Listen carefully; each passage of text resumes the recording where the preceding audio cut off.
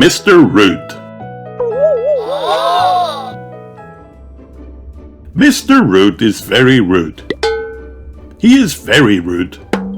He is very, very rude. He is worse than very, very rude. He is extraordinarily rude. When you meet somebody, you might think to yourself that that person has a large nose, but you wouldn't say anything to them, would you? Because that would be rude, wouldn't it? Well, Mr. Rude would just blurt it out. Big nose! But he wouldn't stop there. Oh no, not Mr. Rude. Big nose, with a big nose like that, you could vacuum the floor. Can you imagine saying that to someone? Well, I hope you can't. And he was the same with everyone. If he met someone overweight, he would shout, "Fatty!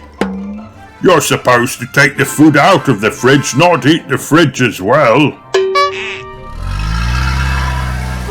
When he was driving along in his car, he would yell rude things at people he passed by. Mr. Rude was a horrible man who didn't have a nice thing to say to anyone, and, not surprisingly, no one liked him. One day, Mr. Rude met little Miss Tiny, or not so much met as nearly stepped on her. "Good morning," said little Miss Tiny. "Look at the size of you!" exclaimed Mr. Rude. "Squirt, you're so tiny I could squash you under my thumb." Poor little Miss Tiny burst into tears and ran home. Behind a tree, on the other side of the street, Mr. Happy looked anything but happy.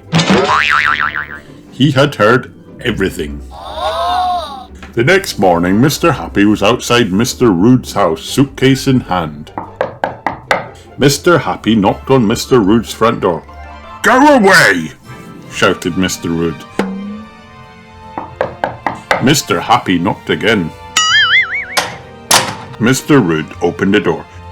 "Can't you read?" said Mr. Rude, pointing to his doormat.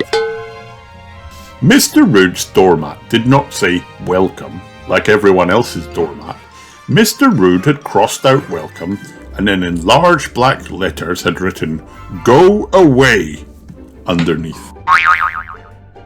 Mr. Happy smiled, barged past Mr. Rude and went into the living room.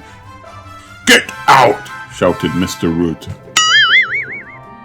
Mr. Happy smiled an even larger smile and sat down in the armchair. Mr. Rude exploded. He ranted and raged for half an hour. But Mr. Happy calmly sat through it all, smiling.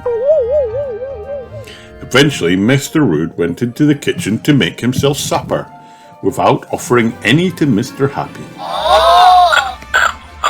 After his supper, Mr. Rude ranted and raged for a full hour, but whatever Mr. Rude called him, Mr. Happy took no notice. Finally, Mr. Rude turned out all the lights and went upstairs without offering Mr. Happy a bed for the night. When he came down in the morning, Mr. Happy was still there, still smiling. "Okay, I give in," cried Mr. Rude. "What do you want?"